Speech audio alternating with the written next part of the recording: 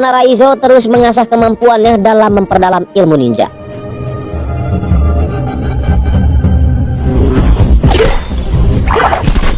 Dia kemudian teringat ketika dia berlatih di padepokannya dulu untuk tidak menggunakan indera yang sering dia gunakan, yaitu mata. Awalnya dia sangat kesulitan, namun akhirnya dia berhasil menguasai teknik itu.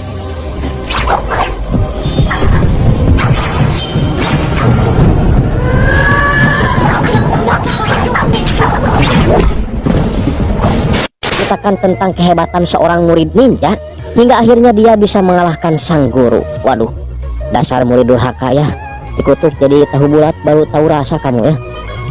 Gak usah banyak spoiler di awal, kita langsung aja ke alur ceritanya.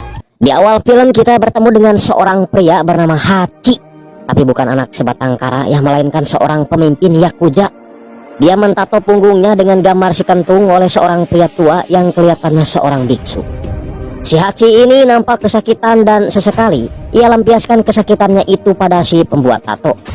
Lalu dengan santai si pria tua itu bilang, jika kau masih merasa sakit ketika ditato, berarti kau tidak cocok diam di lingkunganmu yang sekarang. Si Hachi langsung marah dan mengeluarkan pistol. Tapi mengingat tatonya belum selesai, ia pun langsung istighfar dan menyuruh patua itu untuk melanjutkan pekerjaannya.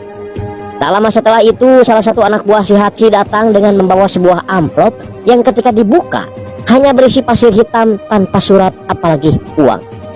Si pria tua langsung kaget dan tak sadar kalau dia telah menjatuhkan jarum tatonya.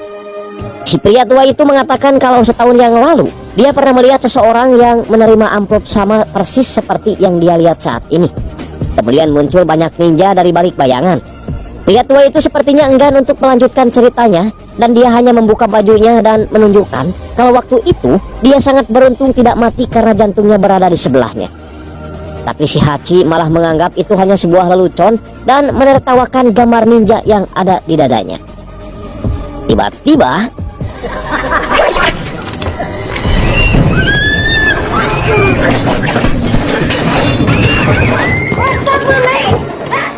mereka diserang oleh makhluk yang sama sekali tidak terlihat.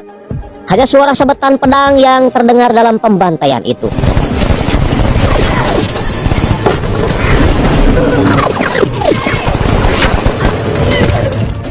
Hachi sempat menawarkan sejumlah uang pada makhluk itu asalkan dia tidak dibunuh. Namun si pria tua mengatakan kalau mereka tidak akan mendengar negosiasimu tanpa alasan karena mereka adalah prajurit yang dikirim langsung dari neraka. Si Hachi pun tewas dalam keadaan yang mengenaskan. Dari bayangan tiba-tiba muncul seorang ninja dengan tatapan tajam dan langsung membunuh si pria tua tanpa basa-basi. Beralih ke Jerman, di mana seorang wanita bernama Mika menceritakan penyelidikannya terhadap beberapa kasus yang melibatkan ninja. Dimulai dari Eulmi, ratu Korea yang tewas pada tahun 1800-an oleh seseorang dari klan ninja Ojuno. Dan sekarang dia sedang mendalami sidang kasus Kunitomo Shigeaki yang melakukan pembayaran menggunakan emas seberat 100 kg, dan kasus itu tidak pernah dipertanyakan kembali. Tapi hal yang mengganjal buat Mika adalah tentang jumlah emasnya yang hampir sama dengan yang dibayarkan para klan Ojuno untuk pembantaian Yakuza di Osaka seminggu sebelum sidang kasus Shigeaki. Maslow, sang atasan, sama sekali tidak percaya kalau di zaman modern seperti sekarang ini masih ada orang yang menjadi ninja. Tapi Mika memiliki gambaran tentang klan ninja yang telah ada sejak 1000 tahunan lalu itu.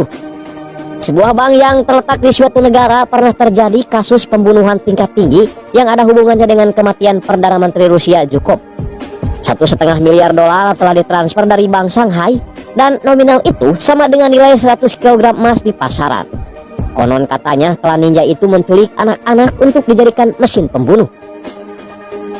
Beralih ke tempat laundry, seorang pria jabrik bernama Raizo tiba-tiba didatangi seorang perempuan yang meminta tolong untuk membantunya melipat kain. Tapi si Raizo tahu kalau wanita ini adalah seorang ninja. Raizo bertanya, dari klan mana kau berasal? Si wanita yang kaget dengan pertanyaan itu langsung menyerang Raizo menggunakan pisau goben.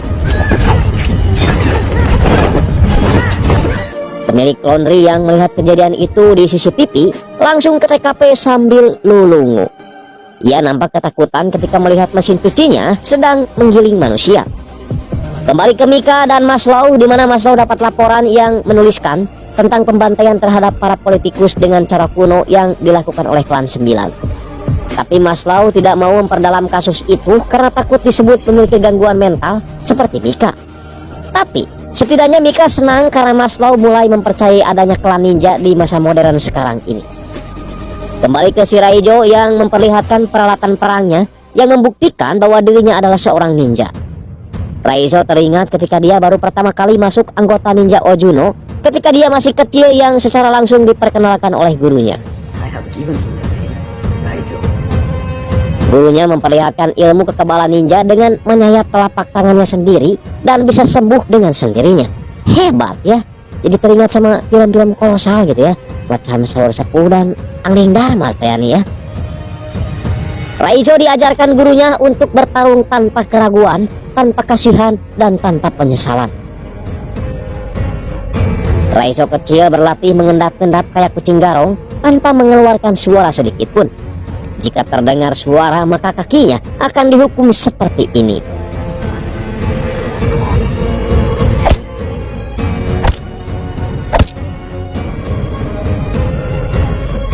Sehingga malam harinya dia susah tidur karena kesakitan. Karena kasihan, Kiriko diam-diam mengoleskan samara suuk pada kaki Raizo agar kaki Raizo cepat sembuh.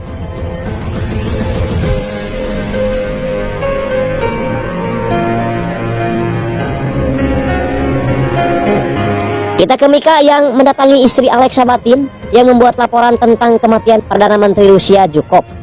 Tapi setelah membuat laporan itu, Alexa Batin merasa ketakutan sehingga dia memanggil tukang bas untuk memasang lampu yang banyak agar tidak ada bayangan. Dia juga memperbanyak kunci-kunci rumah agar memastikan kalau dia benar-benar aman. Suatu hari ada seseorang yang datang kemudian pergi lagi. Alexa Batin adalah seorang tentara intelijen Rusia yang tidak mudah takut. Tapi ketika istrinya menemuinya, dia melihat suaminya itu penuh dengan ketakutan dan dia sempat bilang bahwa aku mencintaimu. Kejadian suaminya tewas adalah ketika semua lampu padam. Istri Alek memberikan sebuah kotak yang langsung Mika buka di rumahnya. Isinya adalah sebuah gambar tentang ninja dan sebuah kaset rekaman CCTV rumahnya. Dari potongan video itu terlihat Raizo ada di sana. Raizo sendiri sekarang tengah berlatih menggunakan pedang dan juga alat yang seperti kunai.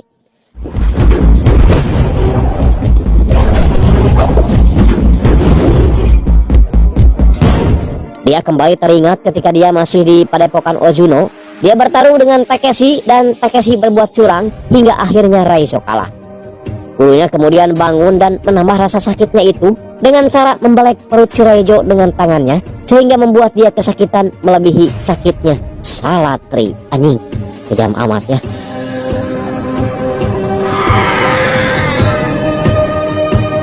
Namun hebatnya si Raizo bisa sembuh hanya dalam kurun waktu semalam saja dan membuat gurunya senang. Seorang agen bernama Jabaransky mendatangi Mika dan bertanya mengenai Maslow yang akhir-akhir ini terlihat stres. Jabaransky juga menanyakan hubungan Mika dengan Maslow. Mika kemudian memberitahukan kedatangan Jabaransky ke kantornya pada Maslow tentang hubungan mereka berdua. Maslow punya firasat tidak baik dan memperingatkan Mika untuk lebih berhati-hati. Mika kemudian pulang dan membaca buku yang diberikan oleh istri Alexa Batin. Dalam buku itu dituliskan tentang penjelajah muslim Ibnu Battuta yang menerangkan ada sebuah golongan klan 9 yang diam di antara gunung yang tertutup salju dan Ibnu Battuta disuruh untuk mengambil alih golongan itu. Sambil makan malam, Ibnu Battuta melihat pertunjukan aksi bela diri dari anak-anak yang berusia di bawah 10 tahun. Scene kemudian berpindah pada Raizo yang tiba-tiba teringat pada temannya Kiriko ketika Kiriko memotong tali bonsai. Raizo menghampirinya dan mengatakan kalau Kiriko akan dihukum atas tindakannya itu. Tapi Kiriko menjawab jantung pohon akan tahu jalan mana yang dibutuhkannya untuk tumbuh. Kiriko menambahkan bahwa semua makhluk hidup mempunyai jantung. Kiriko pun menempelkan wajahnya ke dada Raizo dan ia mengatakan kalau jantungmu senang denganku, tapi ia sangat merindukanmu. Raizo kemudian balik menempelkan telinganya ke dada Kiriko dan ia kelihatan nyaman sekali ketika bersandar sampai-sampai ia tidak mau lepas. Pasti nyaman atau ya kan empuk itu. Kembali ke masa sekarang di mana Raizo terus mengasah kemampuannya dalam memperdalam ilmu ninja.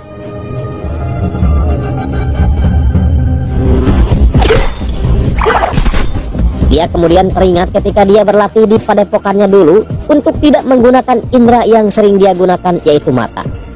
Awalnya dia sangat kesulitan, namun akhirnya dia berhasil menguasai teknik itu.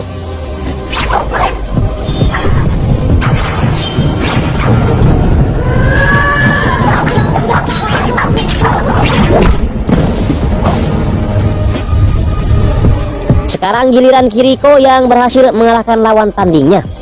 Gurunya kemudian menyuruh Kiriko untuk menyayat lawan tandingnya itu dengan pisau. Namun Kiriko menolak karena menurutnya yang harus disayat itu cuma daging emek dan lauk emas.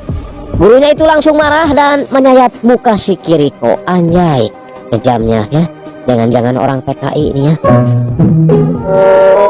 Kiriko mendapat hukuman 7 hari 7 malam gak boleh makan dan minum plus kurungan layaknya maling hayam yang ketahuan warga. Karena kasihan, Raizo kemudian mengendap-endap untuk memberi minum pada Kiriko.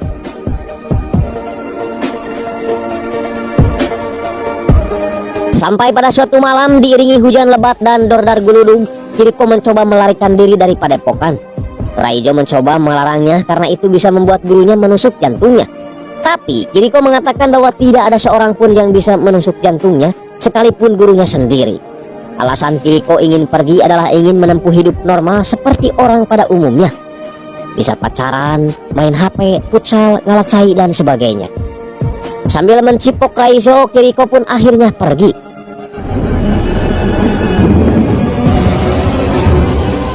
Kembali ke masa sekarang di mana Raizo sedang berjalan sambil membawa foto Mika beserta alamat lengkapnya. Di lain tempat, Maslow memperingatkan Mika untuk berhati-hati karena mereka berdua benar-benar dicurigai sampai-sampai para polisi militer, CIA, dan badan lembaga lainnya menggeledah kantornya. Maslow juga menyuruh Mika berhenti bekerja untuk sementara waktu sambil memberikan bekal untuk berjaga-jaga. Sampainya di rumah, kebetulan rumah Mika sedang dalam pemadaman listrik yang tentu saja membuat Mika bingung. Mau nyalain lilin takut disangka ngipri, gak nyalain lilin takut disebut budak hidung. Akhirnya Mika membawa lampu senter kecil dan dia melihat sebuah amplop di meja rumahnya. Pas dibuka, ternyata isinya adalah pasir hitam dan itu berarti Mika sedang dalam bahaya. Mika mencoba menembakkan pistolnya namun sama sekali tidak berpengaruh apa-apa. Mika melihat sekelebat 2 orang ninja sedang bertarung di hadapannya sampai pada akhirnya salah satu dari mereka koit.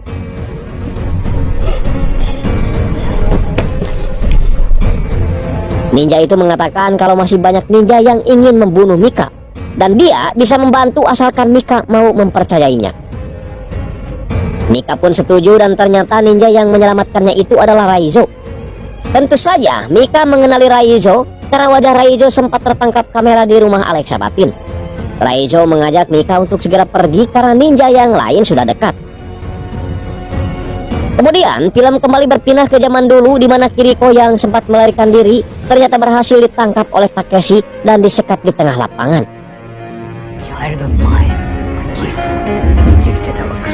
Sang guru menyuruh Takeshi untuk mengeksekusi Kiriko yang sudah dicap sebagai pengkhianat.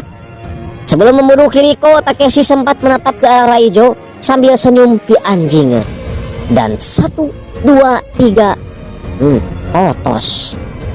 Mika merasa kalau dirinya sudah aman dari kejaran para ninja, tapi Raizo mengatakan mereka belum aman karena para ninja akan mengikuti mereka berdasarkan bau darah, keringat, dan bau podol tentunya ya. Mika bertanya, kenapa kau menyelamatkanku?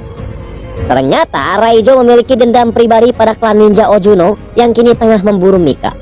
Kejadian berawal ketika dahulu Raizo pernah ditugaskan gurunya untuk membunuh seseorang. Raizo menusukkan pisaunya ke musuhnya, tapi ternyata musuhnya itu masih terlalu tangguh dan susah untuk mati meski ditusuk berkali-kali. Namun berkat kemampuan yang dimilikinya, akhirnya Raizo berhasil mengalahkannya.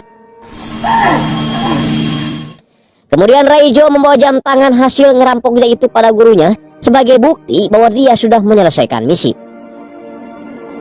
Tapi gurunya malah menyuruh Raizo untuk menyimpannya sebagai pengingat bahwa semua hal yang ada di hidup Raizo adalah pemberiannya. Gurunya kemudian menyuruh Raizo untuk membunuh seorang perempuan yang dianggap sudah mengkhianati padepokannya, dengan mencoba kabur sama halnya seperti Kiriko dahulu. Namun bukannya membunuh perempuan itu, Raizo malah menyabit muka gurunya sehingga membuatnya harus digulung oleh para asasin.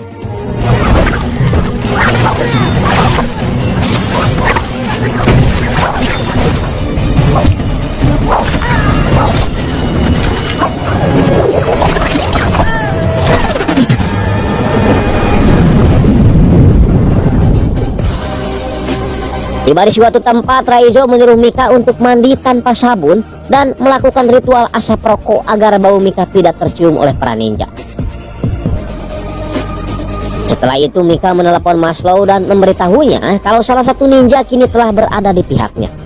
Tapi si Maslow yang hanya tahu kalau ninja itu adalah pembunuh dan jahat, malah menangkap si Raizo dengan cara disetrum jika belut dan membawanya ke gudang. Mika mencoba menjelaskan kalau yang dilakukan Maslow ini adalah kesalahan karena Raizo adalah ninja baik dan soleh. Tapi si Maslow menegaskan kalau ini adalah perintah.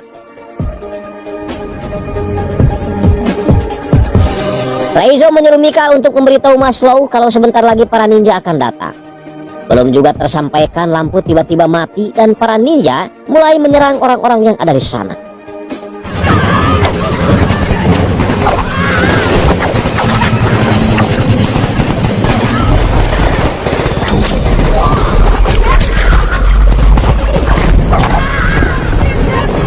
Mika kemudian mengambil kunci dan melepaskan Raizo. Sesekali mereka diserang oleh beberapa ninja yang membuat ninja lain terpancing untuk ikut join.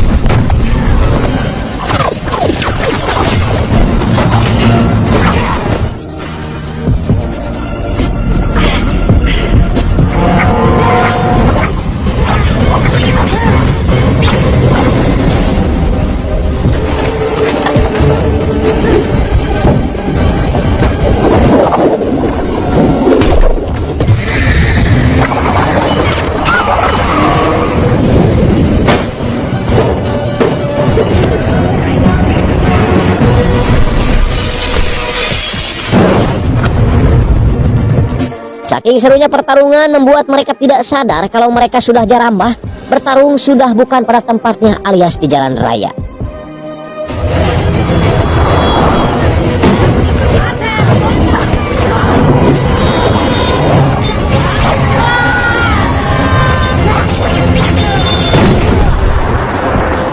Di saat Raizo sudah terluka parah dan kayaknya akan game over di sini, tiba-tiba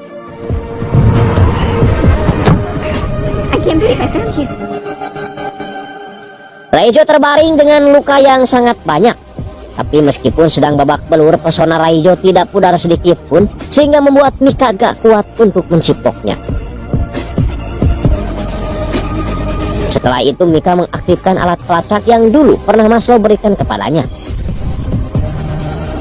Kemudian Mika keluar karena dia tahu para ninja akan segera datang menjemput Raizo. Keesokan harinya para petugas datang ke tempat Mika berkat alat pelacak yang semalam Mika aktifkan. Namun Maslow dan yang lainnya hanya mendapati Mika sedang duduk sendirian karena Raizo telah dibawa pergi oleh para ninja yang semalam menculiknya. Raizo sendiri kini sedang berada di sebuah kotak amal dan dia lagi menyembuhkan luka-lukanya sendiri.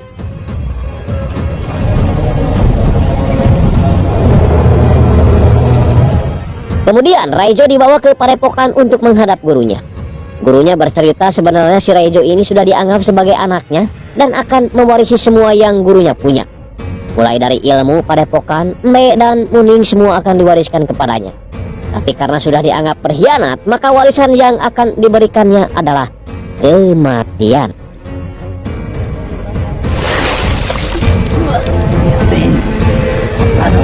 Gurunya merobek perut Raizo beberapa kali sehingga membuat Raizo muntah darah.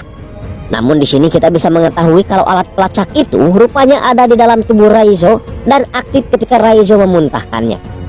Para petugas pun datang ke padepokan berdasarkan sinyal yang mereka terima, sehingga membuat baku tembak dan baku hantam terjadi antara ninja dengan hansip.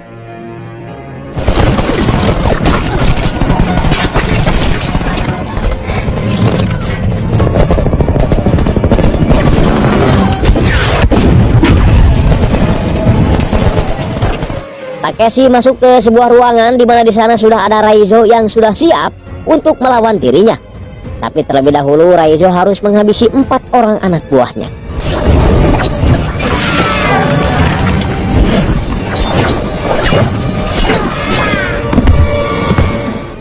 Kali ini saat yang ditunggu-tunggu Raizo telah tiba, yakni membunuh orang yang telah membunuh orang yang dicintainya.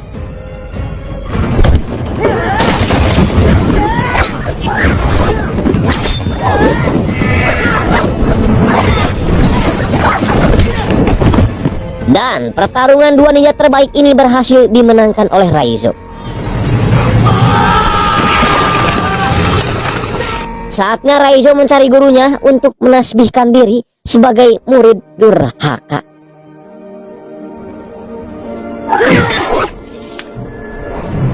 Gurunya memiliki jurus Halimun sehingga membuatnya bisa menghilang dan dengan mudah menyakiti Raizo.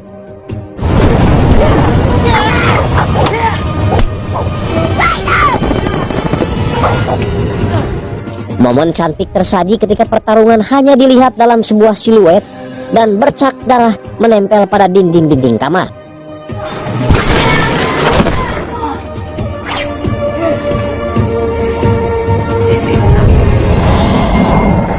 Pertarungan kembali berlanjut dan sang guru seperti biasa menggunakan jurus Halimunnya untuk mengelabui Raizo.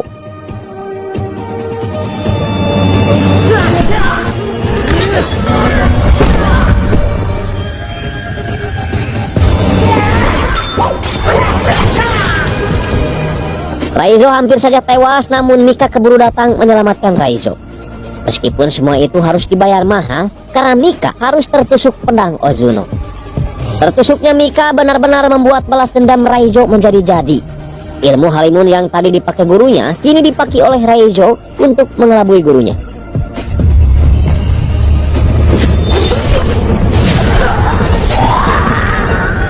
Dan akhirnya gurunya pun tewas.